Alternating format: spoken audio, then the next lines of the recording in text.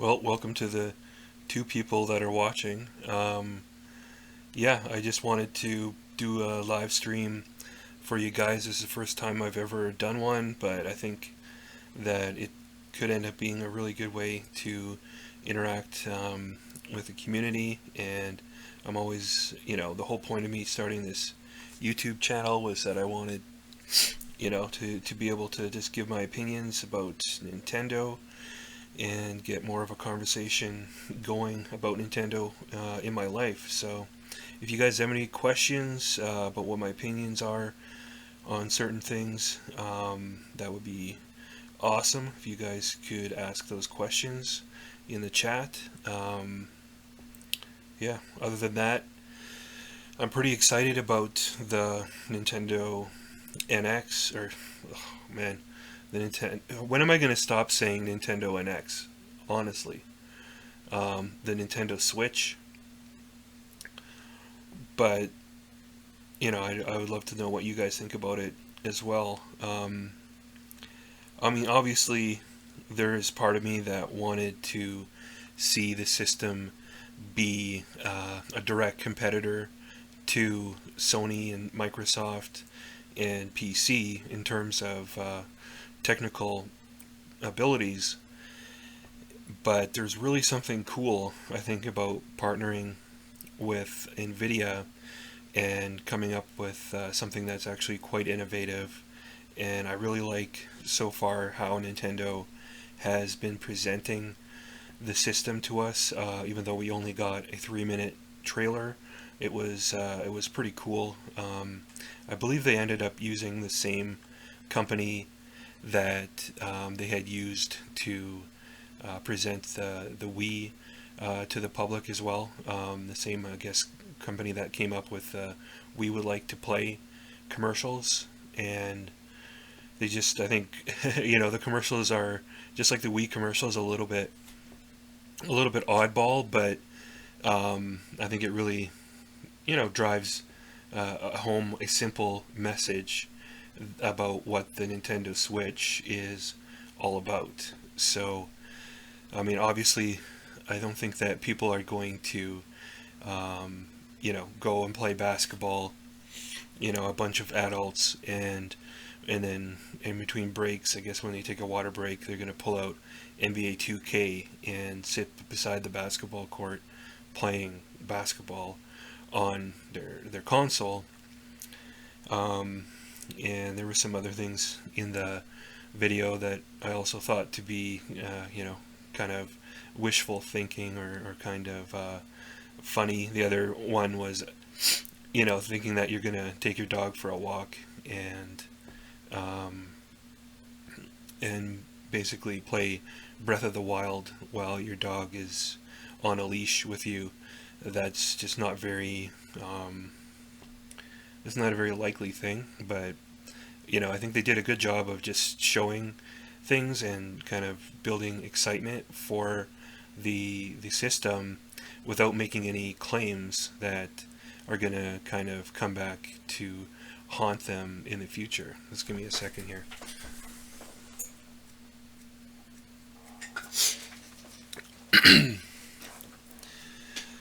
Hey Mushworks, welcome to my first ever live stream.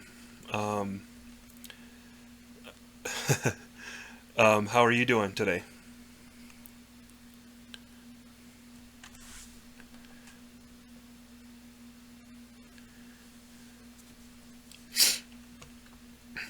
Anyways, I guess until I get some questions about the Switch, I'll just keep blathering on.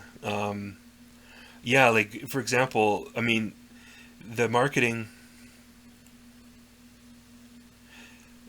Oh yeah, thanks, man. The marketing for the system is actually very similar, I think, to some of the early PlayStation Vita commercials, um, except for one key difference is I think Nintendo is actually going to deliver on the promise. But I think they were smart enough in the trailer not to necessarily make any major claims because Sony ended up getting into a lot of trouble with the PlayStation Vita when they were sued in I think it was a class action lawsuit for false advertising, because they presented it as a system where if you buy the Vita, you'll be able to play your PlayStation 3 games on the go. And while there's maybe a few handful of opportunities where you could do that, that really wasn't what the point of the system was. They were coming out with original games for the Vita, and there were some games that you could play on the go if you bought two versions of it. Hey guys, well, I got some more people here. Dr. Saturn has got a question for me. How are you feeling about the new Mario game? Well, so far, I like it. I mean, I think it looks really interesting. It looks like they're going more for a Mario Sunshine approach to the title, which is quite different from, well, maybe like cross between Sunshine and Galaxy.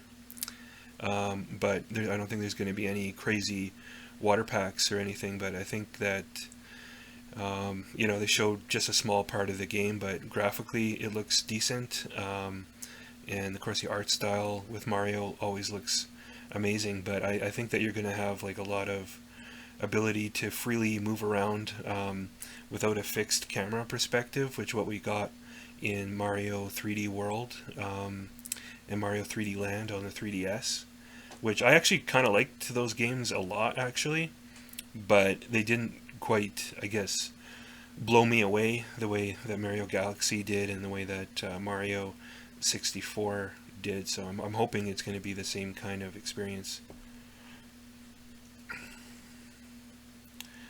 Do I think the Mario game is going to be a sequel or a standalone game? I think that it's going to definitely be a standalone title. Like I know like some people have speculated that maybe this is Mario Galaxy 3, and I don't see that being the case. Well, there's a couple reasons. Just based on looking at it, it doesn't look like a Mario Galaxy game to me, although it still possibly could be. It could be just on like a larger kind of a world or whatever, or a planet, than some of the ones in Mario Galaxy.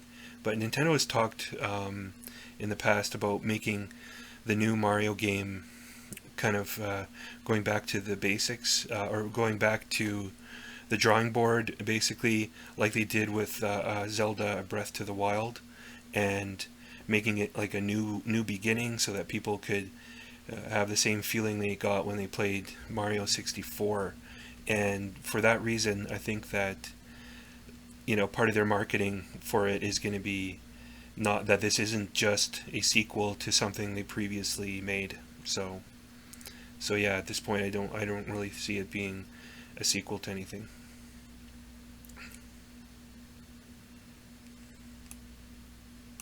Thanks for the question, by the way.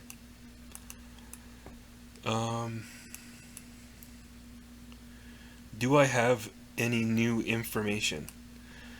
That all depends on what you guys are already aware of. I don't have any inside scoops that I haven't read somewhere else on the internet, but there's always a lot of new stuff coming out.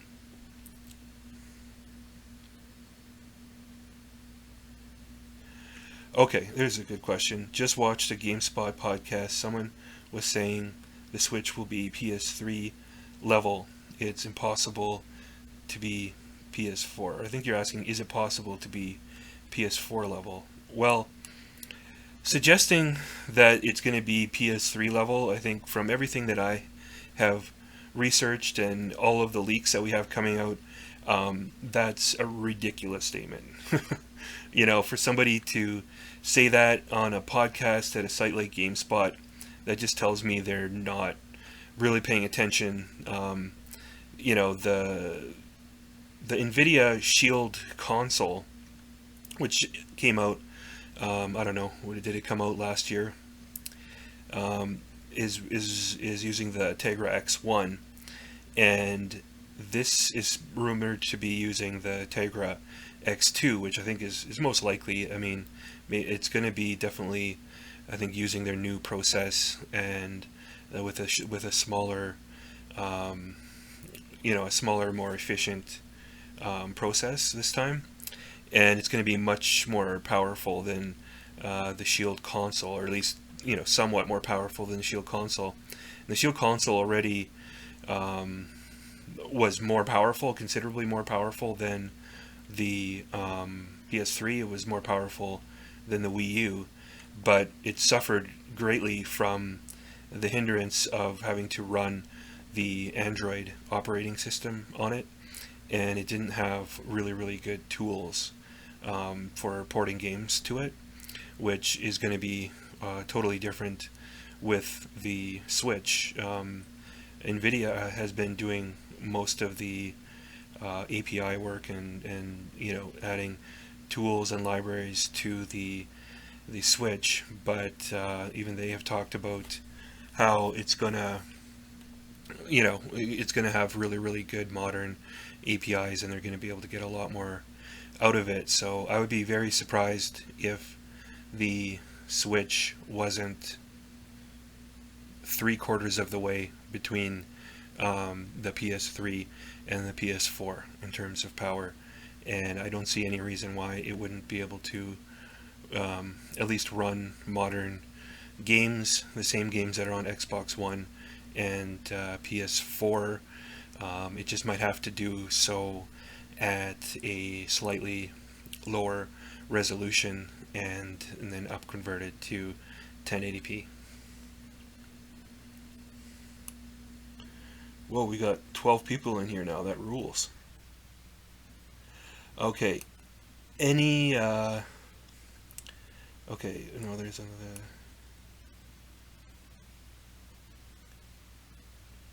Okay, so you're suggesting that he said it would kill the battery. So from that perspective, the battery aspect, I could see it being similar to PlayStation 3 in terms of processing power when it's used on the go. But I don't think that that will hamper the entire system. I know that Nintendo has said that you shouldn't expect to find any extra graphics cards or any extra processing power in the dock, but by no means is that any kind of statement on whether or not having it plugged into power will allow them to take full advantage of it. So I could see that it's probably going to run in a low power mode when the system is not connected to the dock, when you have it on the go. And in that state, it possibly could be at PS3 level, but even that, it's probably going to be higher than PS3 level, even when it's just on the go. And then when you have it plugged into a power source, that's when the active cooling will kick in a little bit more, and you'll see a performance that is closer to the Xbox One than the Wii U. Okay, do you think they'll release a separate dock on that? Will upgrade the Switch to match that of PS4? So I guess you're asking is, will they have a separate dock? Well, we don't know at this point in time what Nintendo's plans are. All we know is that this is basically what they've shown is what the system is going to look like, but they did have the supplemental computing device patent, which implies that they have been at the very least seriously looking into the technology involved with increasing a system's power by plugging in some sort of external device. And typically, when it comes to that type of technology, you do require really fast data transfer speeds, meaning that you wouldn't be able to get away with plugging in a supplemental computing device into the dock on USB 2.0, and even 3.0 might be pushing it a bit, but it is nice to know that at least the system does come with a USB 3.0, so that might open up some possibilities. But in terms of the future, like Nintendo could easily have a dock sold separately that had some processing power in it, or they could go the route of every year or every 2 years they could come out with a new handheld that plugs into your dock that has more power. So there's a couple ways that they could achieve that, but we gotta wait and see what actually happens. Um, any thoughts on the Joy-Cons being like mini Wii remotes?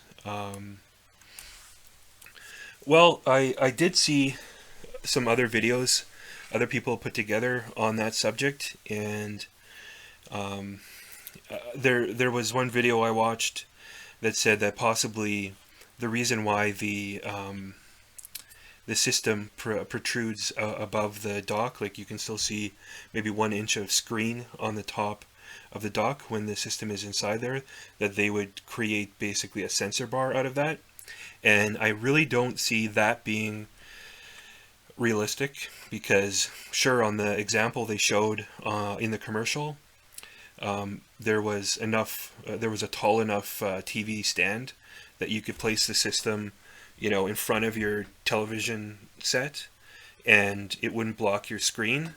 But I think in 90% of situations, and it would be a situation with my TV, that if I put that dock, in front of my television set, the dock's going to cover up part of the screen. So I don't think that's realistic.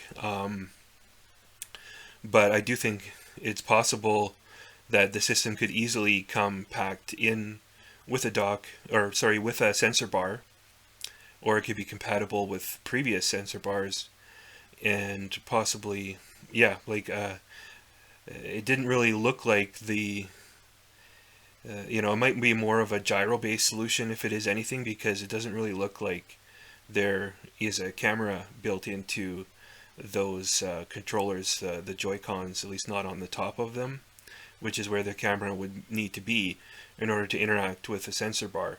But they could still do like just really accurate gyro type stuff, which might open up at least a possibility of them doing like a Skyward Sword remastered for the Switch, because I think most of that was probably done through the gyros that they added to the Wii Motion Plus.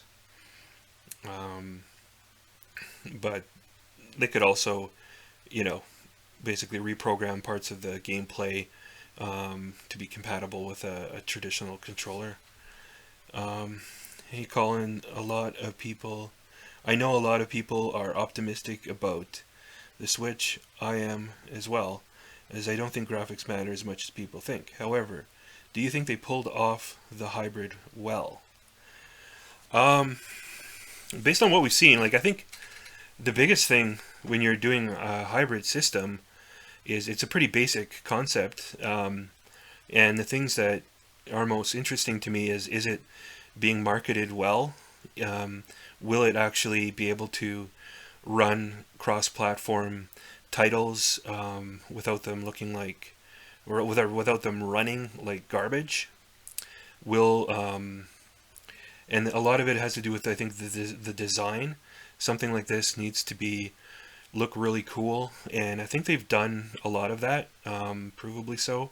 I think the design of this system and the way the dock works, I think it looks really cool. I think it has sort of like a grainy, rustic look where, you had one of the living rooms in the trailer. It seemed like a lot of, like the TV stand and everything was made out of kind of an older style log cabin style wood, and the system looked really cool and slick, and I think that's a big part of it. I think it can potentially appeal to a lot of people, for stylish reasons, and I think having NVIDIA on board and basically making the APIs themselves, they're going to make it pretty easy to port games to the system. And then I guess it just remains to be seen. The only biggest concern that I have, other than potentially the price point, would be the performance when it's not plugged in. I'm not worried so much about the performance when it's hooked up to the TV, but if they're going to have a requirement, and I think they will have a requirement, that every game has to work in handheld mode as well. So what is that going to end up being a very low barrier, or a very low kind of bar, and keep certain third-party games that come out next year and the year after and the year after that, when they really start pushing things, is it going to prevent those games from running on the system, because they may not want to, release a game that runs poorly on handheld mode, even if they can get it working on the console mode. So it kind of remains to be seen. But interestingly, I don't think that this is 100% the hybrid concept that a lot of people were talking about, or suggesting that Nintendo was going to go to. To me, the hybrid console that people were talking about was a console that fully engulfed Nintendo's handheld business and their console business. And I don't think that this device does that, because it is not a pocketable small gaming handheld. It is a larger tablet, which isn't going to have tremendous battery life due to the quality of the games that are going to be put on it. So I think Nintendo is going to continue running with the 3DS as their pocketable handheld, and will likely come out with some other innovation targeting the handheld only market. Maybe in 2018, and it would be cool to see them do something disruptive in that marketplace as well. But I think the key for me on this whole concept is, I'm hoping that when Nintendo does release another pocketable handheld, that it is fully compatible, architecturally speaking, with the Switch system.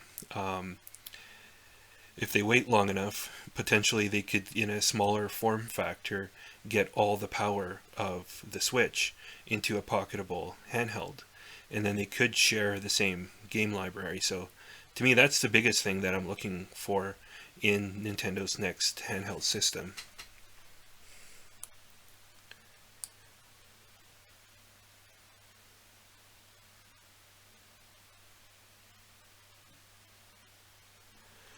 Hi, I subscribed to your channel after watching some of your Dyack interview, and I haven't seen all of it yet, but I liked what I saw and was wondering what your opinion is on the whole scandal, his company. Um, well, I don't know like a ton about it in details. Like, I'm not even sure what exactly you mean in terms of a scandal, but in my opinion, most of it was just a couple people in the media who jumped to some major conclusions. I think when you're talking specifically about the Kickstarter that they did, that I think that at that time, people were very scared of Kickstarter, and there had been a couple companies that maybe had done some things in a dishonest way, and for whatever reason, they totally ganged up, I think, on Dennis Dyack and the people that he worked with on that project. Because honestly, what they showed, I know it was only one small area, but they had obviously put a ton of effort into that game, and I just think that it was really kind of unfair that the way they were treated. But once, all it sometimes takes is one hit piece, one bad article to come out that wasn't thoroughly researched, and then a lot of people, especially gamers, who have every reason to be cynical, they can view somebody differently, and then I think all the other little things that were probably nothing got blown out of proportion into being a big thing. But I don't have any reason in my personal dealings with Dennis Dyack to question his integrity at all. Yeah, one of the other big complaints I think that people had is that he told people that his game was going to rule, too human. Like he was basically, he was out there promoting his game. He loved his game. And then when it came out, I don't remember what the review scores were, but maybe the review score average was close to an 8, and people freaked out. Well, what game designer out there doesn't promote their game? Doesn't, doesn't love the work? If you don't love the work that you do, you shouldn't be making games. So I don't know why people hold that one against him. Okay.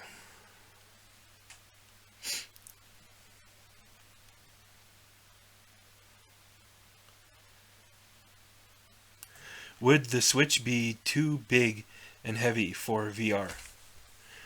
Um, I haven't really looked into how heavy the system is, to tell you the truth, but I'm not sure that size is the biggest issue. It just, like you might come out with some sort of a Samsung Gear VR like solution for it, and it might be just a little bit ugly when you plug it in, when you push the um, handheld into the helmet, but I don't know that being too big is going to be the issue. And then I guess with weight, it really comes to weight distribution, redistribution. If they really, really heavily design something, it might be okay. It's potentially with the solution that with having a high-powered handheld system, if you combine that with VR, Nintendo could be in a position to potentially come out with the first, decent quality VR experience that didn't require a bunch of cables and difficult setup. But I really don't think that that's where Nintendo is going here in the next couple, 2, 3 years. Um, do you think Nintendo will sell a battery pack to use, for example, on the plane or something when you are out and about so you can get extended battery life? If they don't sell that themselves, like I think that they will probably be giving early access to companies like Mad Catz who make accessories, and I'd be very surprised if there weren't a plethora of accessories for the Switch that deal with that problem. There's there's some interesting elements to that. I think no matter what you do, um, you're going to have to clip something onto it or bring something extra with you. So it's going to be a bit of a challenge because the system still has to be slender enough to fit into the dock. I don't know how much space there is in the dock. For example, if you went for a solution of maybe having a battery case that clipped onto it, you might have to clip it off every time you plug it into the I call it the Switch Palace, but every time you plug it into the dock, you're probably going to have to pull that off of there. But I would expect to see all kinds of solutions. Like these companies like Mad Catz out there that are making third-party accessories for consoles, they are looking for problems to solve so they can make some money. So I'd be very surprised if there weren't a number of solutions.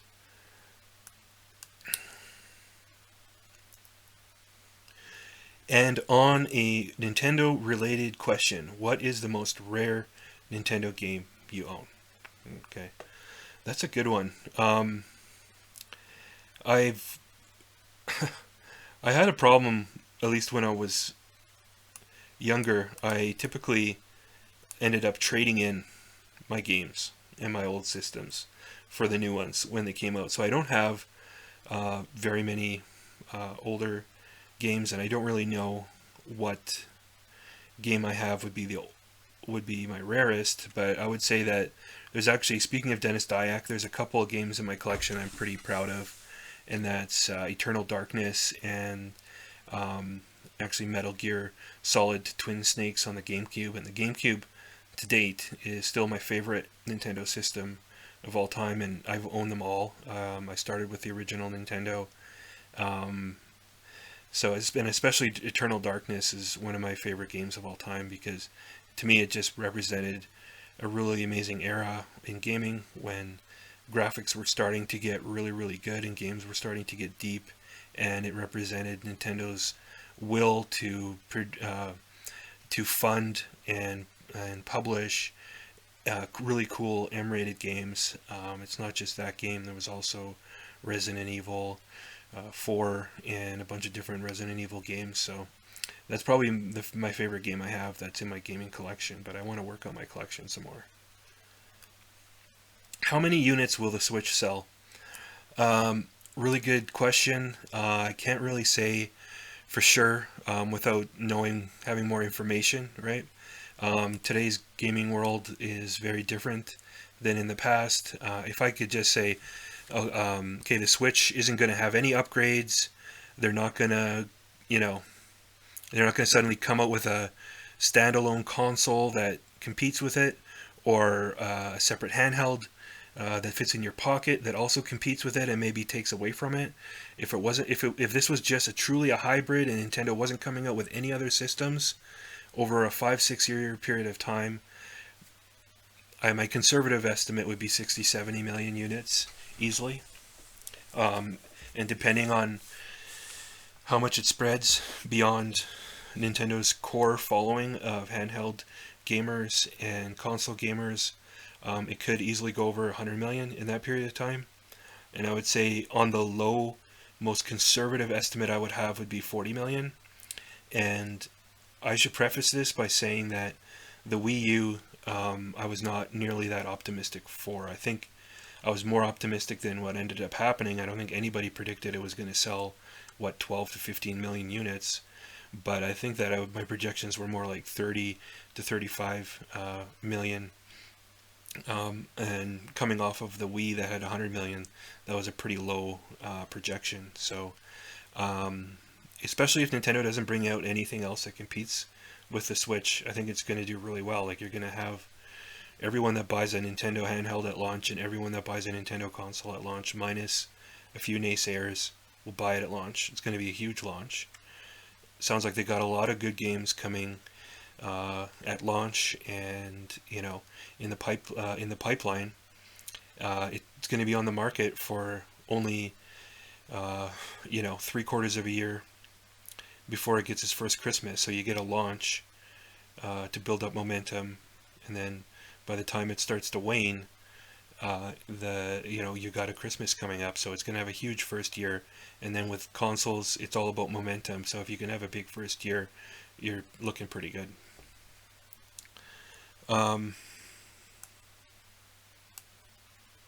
Nothing really related about the Nintendo Switch, but do you see the possibility of a Steam-like Nintendo account to be announced that would combine My Nintendo, Miiverse, and the eShop all in one? Yeah, at this point, I would be pretty surprised if Nintendo doesn't have a much better online solution. I know a lot of people, or at least some people, were commenting, I don't know whether it was on the IGN podcast or where it was, that they're concerned that Nintendo didn't show off any of the online capabilities of the Switch in the commercial.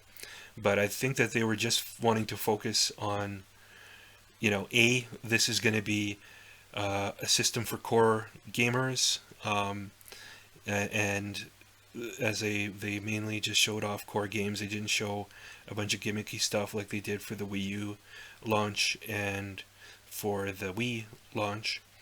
And they wanted to just show what was different about the system, what was fresh, and what was new.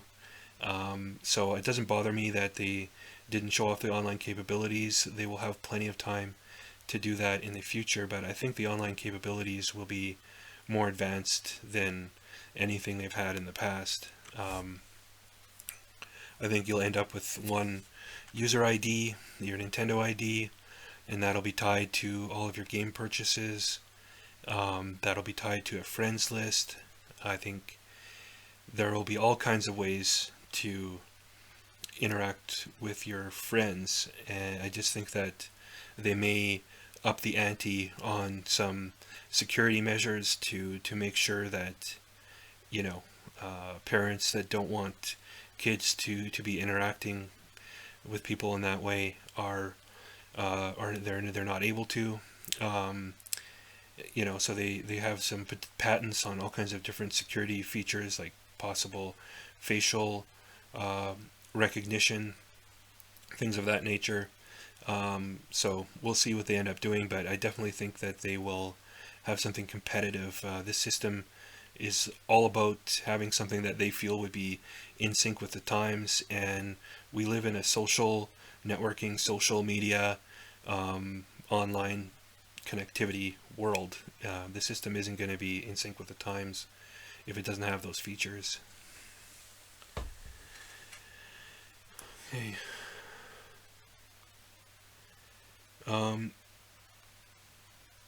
Okay. One of the actors in the trailer said they weren't holding real Switch handhelds, but cardboard. Do you think this is the final design of the products? It's hard to say, but I think that, Nintendo, when they get to this point that they're showing something off, I think at least 90% of what you're seeing is going to be the final product. There's some stuff that was clearly not final. Like you had on the front of the handheld, you had a home button on the right, and then a kind of a generic button on the left. And I think that's probably going to be an online sharing button, or some other magical creation that Nintendo has come up with that we can't even think of what the button would be for. But I'm pretty sure it's going to be a online streaming and sharing button. And that's I always get sidetracked, but that's where I'm very excited with the partnership with NVIDIA, because they have really been on the forefront, and they have all kinds of features built into their Tegra architecture, and they have been using their Tegra for streaming capabilities for a long time now, streaming between your PC and your Tegra handheld and things of that nature. So like Nintendo is just going to have to tell NVIDIA, yep, switch this on, switch that on, switch that on, and they're good to go. There's also something called Wi-Fi. It's either called Wi-Fi Direct or Direct Wi-Fi, which is actually superior to Bluetooth. It has less lag, and it also uses less battery life. So I think that basically the controllers being used wirelessly with the system won't drain as much of the battery as some people think that they will. But to answer your question, I think there's going to be some small tweaks yet to the system, but they're going to be subtle. Like I think on the Wii U, after they had shown it off, the only tweak that I'm aware of was that in the original Wii U gamepad, they had circle pads, and on the final system, they had traditional analog sticks. Okay. There's other stuff we don't know. We don't know what's all going to be in the packaging. Like a lot of people are freaking out because they don't have a traditional D-pad, and they've never shipped a console without a traditional D-pad. But when you're dealing with, like, there's so many possibilities, because when you're dealing with detachable controllers, what's to stop Nintendo from throwing in an extra Joy-Con that has a D-pad on it? They could easily do that. It wouldn't be that expensive. Personally, I'll be playing on the Pro controller, and I'll probably, I'll never probably take those Joy-Cons off of there unless I'm in a situation, or unless it ends up being that they have motion controls and there's certain games that require the motion controls. That'd be the only time I think I would use the Joy-Cons. From what I read, Nintendo is making their own operating system on Switch and possibly 3DS in future. Does this mean it will play their mobile apps to integrate games they make? Well, I don't think that. Are you talking? I'm not sure if this person is talking about their mobile apps on cell phones, or if they're talking about making all their mobile games available on Switch. That remains to be seen. Whether or not, the mobile apps end up making it over to the Switch. I think that what makes sense to me is that it would be on a game-by-game basis. If they do have a requirement that every game has to work in console mode and in handheld mode, then a title that relied 100% on touch wouldn't work. But a game like Mario Run, for example, could very easily be played on the system. You would just need, on a controller, you would just need one button to jump rather than touching the bottom of the screen to make Mario jump. So that game could, whereas a game like Pokemon might be a little bit more of a challenge, like Pokemon Go.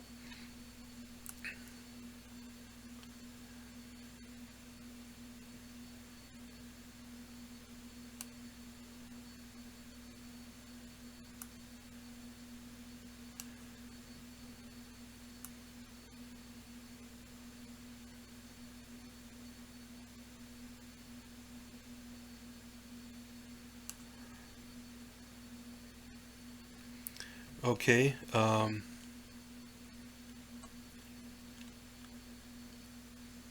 What are good ways to market the Switch? Okay, that's a good question. I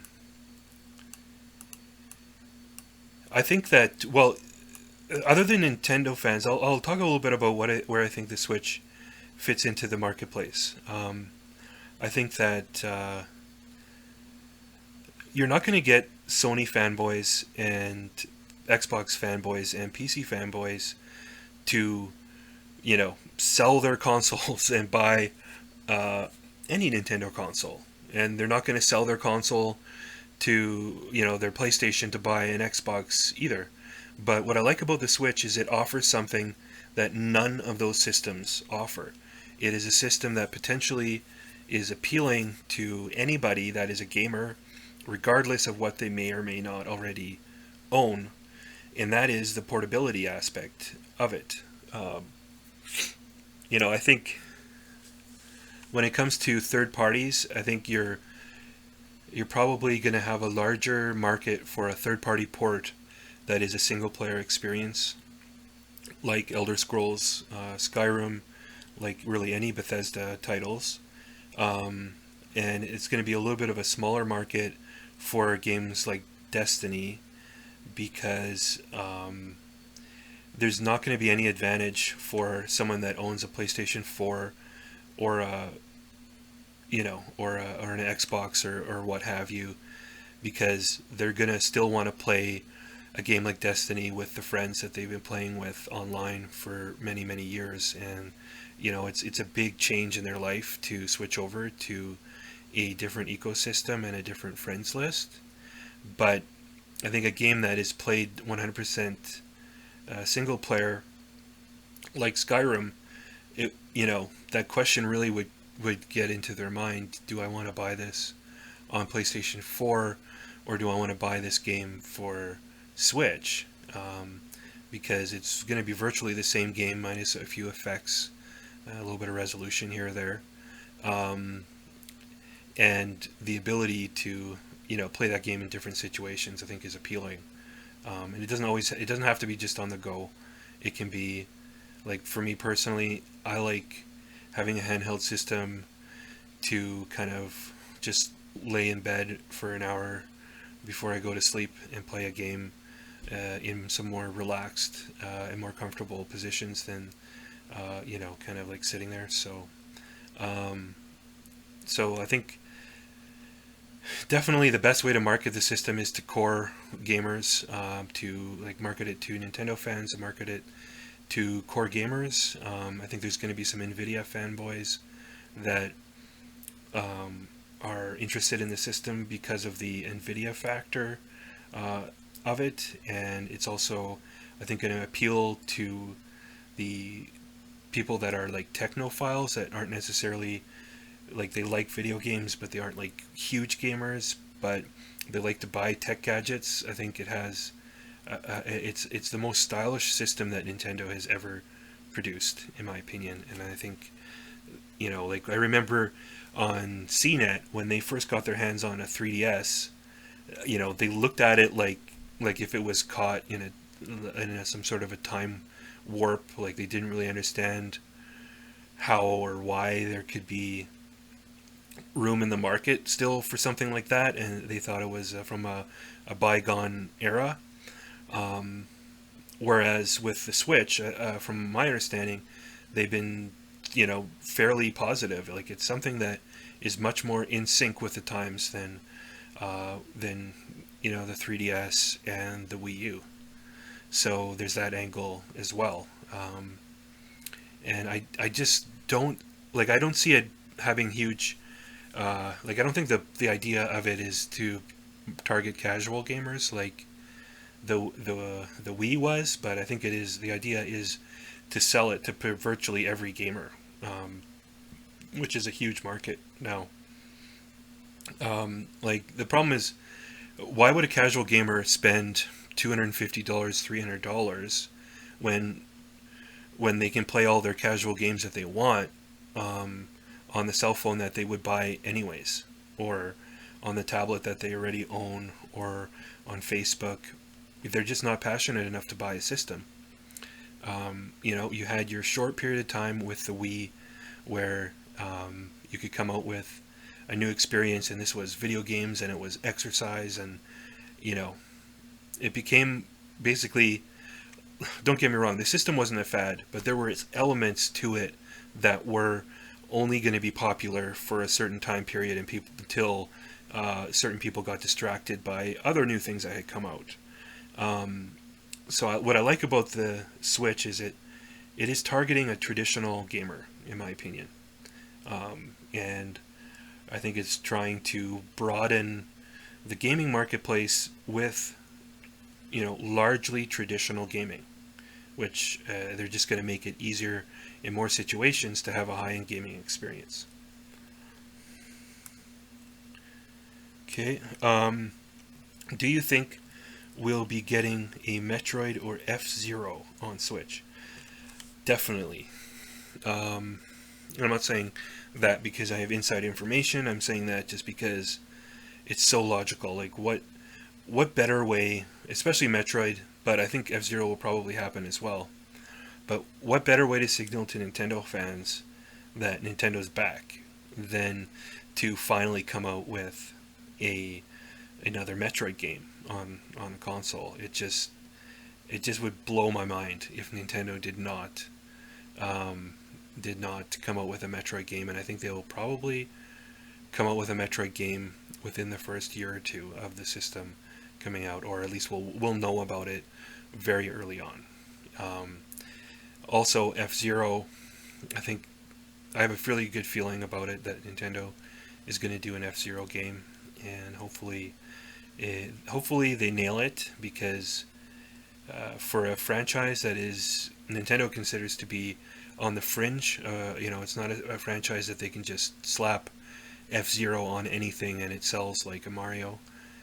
They have to do it right. They dropped the ball, in my opinion, with Star Fox. It was a decent game, but the controls and everything kind of turned a lot of people off, including myself. I found, some of it, like Nintendo's supposed to be coming out with control schemes that were more intuitive, and I found that the control scheme in that game took a lot longer to get used to than, some sort of traditional style.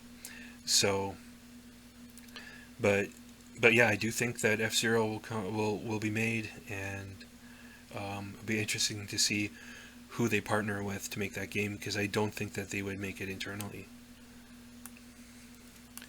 I'm not sure why they would have any other system other than the Switch, since they are merging their home console and portable development teams. Well, I think that they're going to they're going to the type of architecture that is extremely versatile. Like if they went with a traditional architecture like what you see in a PC or in PlayStation or an Xbox, you're stuck making large, bulky things. So they went to an architecture that can be fine for a traditional console, which can be fine for a handheld, and many different form factors. And I think that you can appeal to many different people's tastes, with this basically using the same lineup of games, but be giving them different form factors. It used to be that they would maybe have only one or two form factors, but they would constantly uh, provide different colors of the system or the handheld, and that would get different people excited. And maybe girls would be more excited to play a pink DS and so on. But here, like, what it ends up being, that there's a consumer out there that doesn't care that the Switch is portable. Well, Nintendo could probably fairly easily come out with a set-top box version of it that is just the console, and they could probably charge um, close to half as much money for the system. They could probably come out with a system with a great lineup of games, a bunch of exclusives, and so on, that costs $199 or less. There's also the issue that the form factor of the Switch doesn't fit into your pocket, so I think that they will come out with a smaller form factor at some point that isn't compatible with the dock, that is cheaper and fits in your pocket.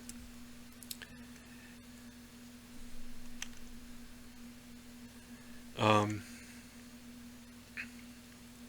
what do you think of that badass looking Pro controller? Well, I love it. We've heard so far that it basically has um, analog shoulder pads or whatever, shoulder buttons, which is good. That definitely uh, wasn't very good for certain titles not to have that, like racing games and so on. It ended up not being that big a deal on the Wii U, but that was only because there weren't that many games that came to the Wii U. It would have been an issue had the Wii U been a big success and there was a variety of games coming out at all times. Yeah, I'm very excited about that controller. I like how they've gone to a more a traditional approach to the analog sticks, where the left analog stick is on the top and the bottom or the right analog stick is on the bottom, below the buttons. Mainly just because, like, for me personally, I don't care, but because I'm a Nintendo fan, I'm used to dealing with things that are a little bit quirky, and that's kind of exciting for me.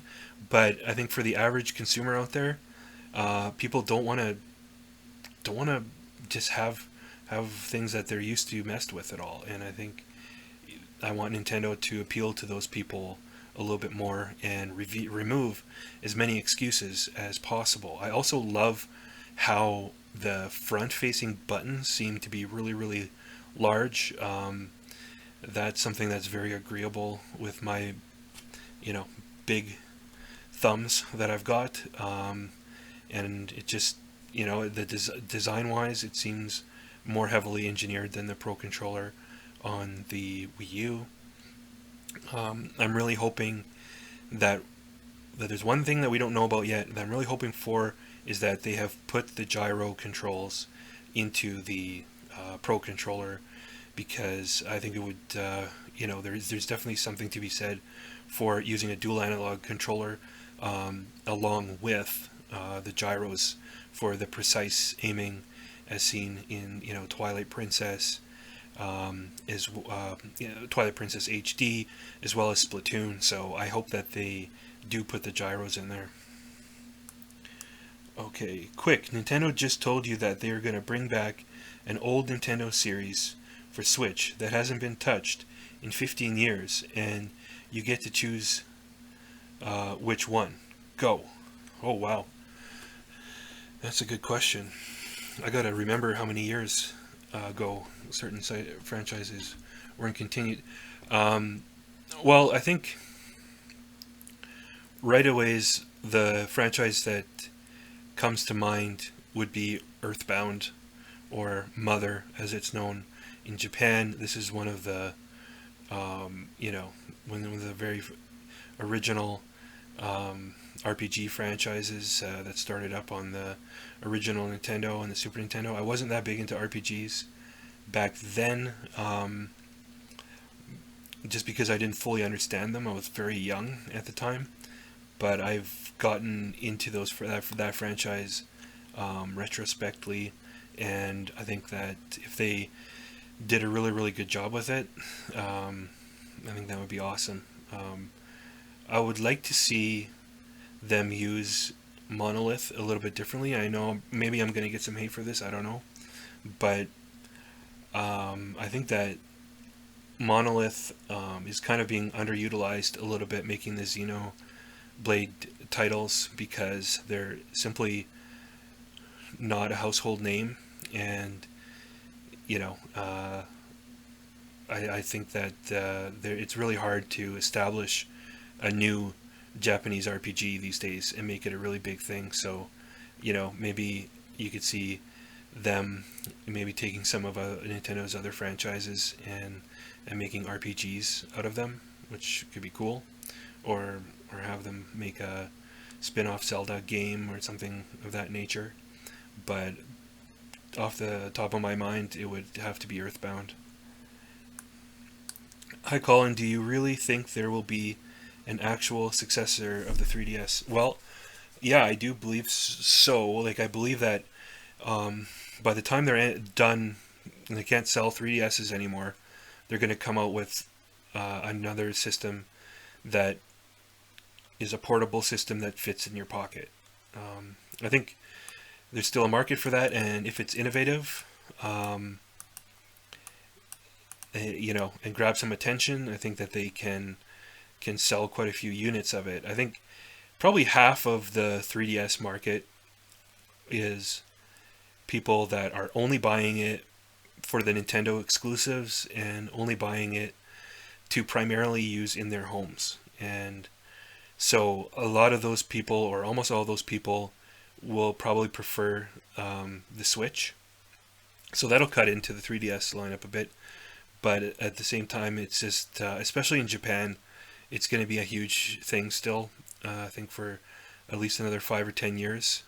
So I do think that Nintendo will come out with probably just like a smaller form factor of the Switch without the docking capabilities. Whoa! Super Metal Dave's in the house. Cool.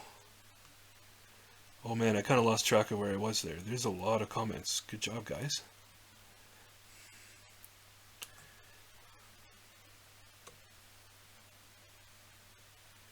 Okay, do you see yourself using the portability, or will you mostly keep the Switch docked? I would probably say that for me personally, I would be 70% console, 30% on the go. And again, on the go, I work a job where, sometimes I do overnights, I'm in an overnight shift where I maybe have some time to kill in bed before I fall asleep. So that situation, I would definitely see myself bringing this. It would be awesome to have a high-end portable system, and the cool thing is that you get to continue playing the games that you're playing on your home console. It's not like, oh, now I'm in portable mode, I want to do something portable, and I have to have this separate game that I only play in those situations. I'm the kind of person that likes to start a game and then just play that game until I'm done with it and then move on. So I think having the versatility of portable and home console, but also being able to just continue playing that same game, is a really cool thing. And then again, like I've been saying, sometimes I just want to grab a portable and play a portable rather than sit in front of my TV. I don't know, there's something, if people consider that to be weird, but sometimes I'm just in that kind of a mood. I just want to relax, and I find it more relaxing to play a portable than to play a console. I expected you to be / look younger. LOL. Glad you're back. Well, thanks. I guess I have a young sounding voice.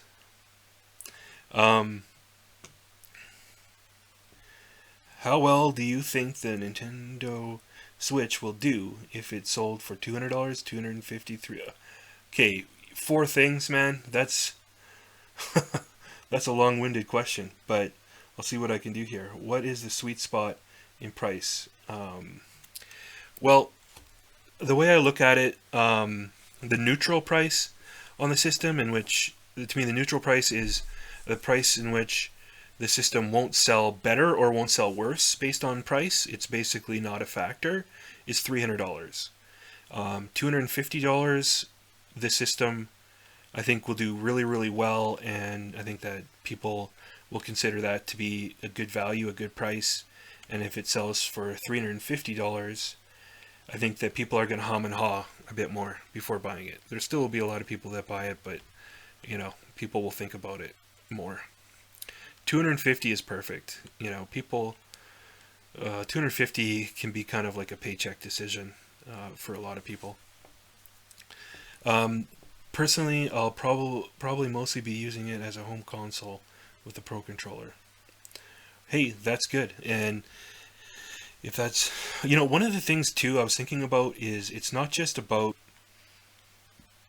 the portability necessarily. It's just a convenience feature. Like, I'm pretty sure that eventually you'll be able to buy multiple docks. Like, I know a lot of, like, I'm a single guy, and some of this stuff doesn't apply to me at all, but like your family man, it's kind of cool that you could possibly have like 2 or 3 different TVs in your home. A lot of people have these days, and you could have a dock at each TV, and then when your family or whatever, they want to watch some cartoons or something like that, and you want to play games, you don't have to just play your PC. You can just grab the Switch and dock it into a different TV and play right away. So I think long term we might be surprised at how much we actually take advantage of the unique characteristics of the system.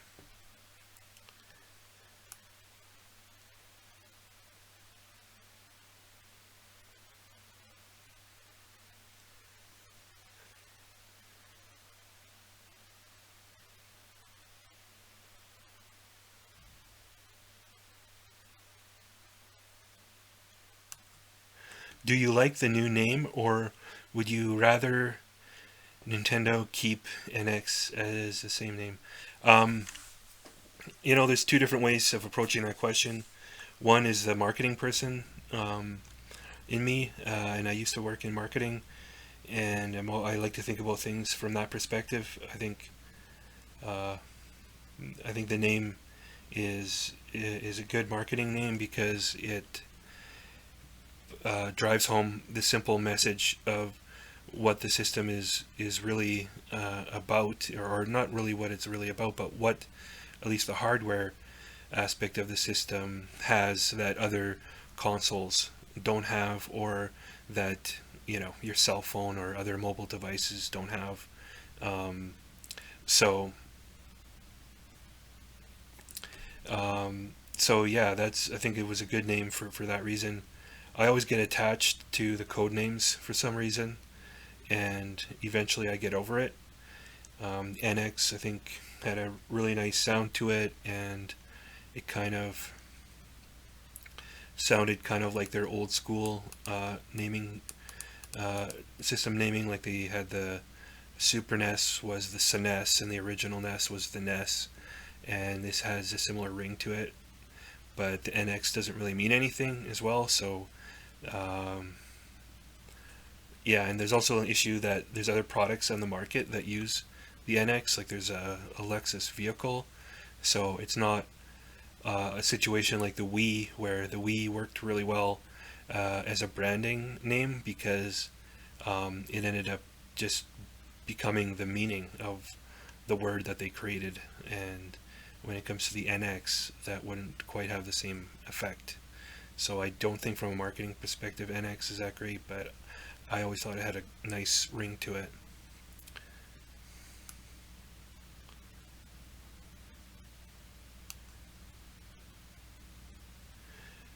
Um, okay, is this your first live stream, man?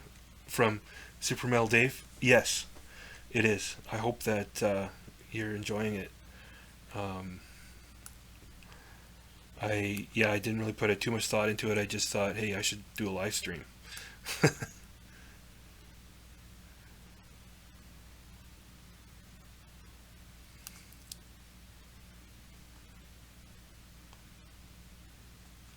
Like, I'm really looking forward to seeing a lot of the portable exclusive franchises made so I can play them on the big screen, Fire Emblem, etc. Me too.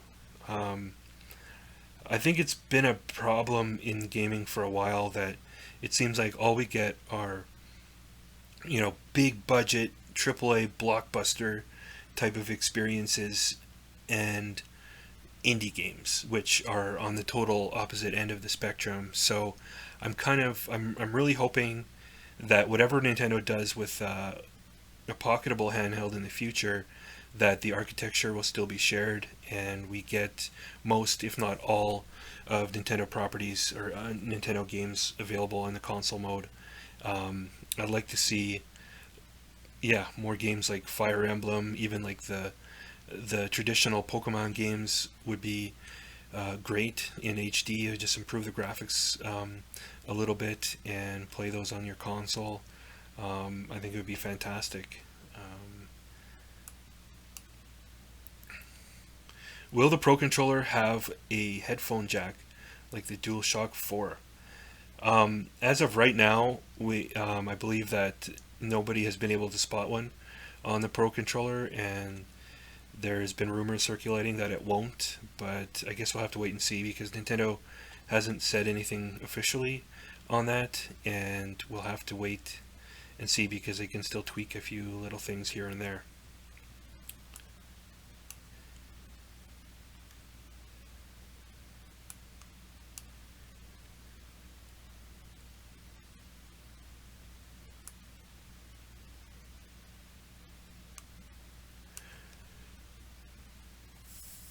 Super Metal Dave says, personally, I don't think Nintendo's finished working with AMD, but that is just my opinion.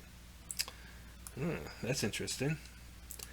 Um, if Nintendo did come out with an AMD based system, I would imagine the reason that they were doing that is to make it super high powered and have something that is comparable to the PlayStation Pro or the Scorpio.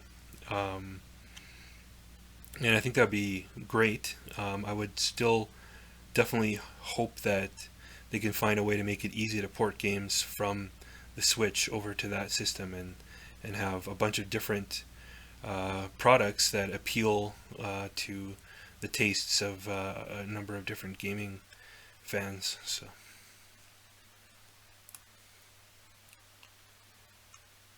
what is okay? I'm only going to take one more question because I got to get going here, and my mouth is getting dry. What is your most desired third-party game? Hmm, that is a good question. What is my most desired third-party game? Oh, there's so many ones that I love, and it's nice to see that it's very likely that Elder Scrolls is going to be on there. I'm a huge fan of uh, Bethesda RPGs, and I like some of the BioWare RPGs as well. But at the end of the day, come on, Red Dead Redemption 2 on the Switch would be awesome. I mean, the original Red Dead Redemption, I played it on Xbox 360 back in the day, and that was such an amazing game, and had a great story, great graphics, and you know it uh, it didn't have a lot of the annoying things that I didn't like about the Grand Theft Auto franchise. I still don't like about the Grand Theft Auto franchise. I always thought that they felt really kind of claustrophobic after a while. You're just, I spend all day driving my car around and I'm stuck in traffic. I don't want to come home and be stuck in traffic all night. And I'm a big Western fan. A lot of my favorite movies are Westerns. I just love that franchise. And if there was one game to pick, that would probably be the one. Anyways, guys, thanks a lot for joining me. I think I'm gonna have to end it there. I'll try and do another one of these soon if you guys liked it, and I'll try to also post it on my channel if I can figure out how to do that. All right, take care.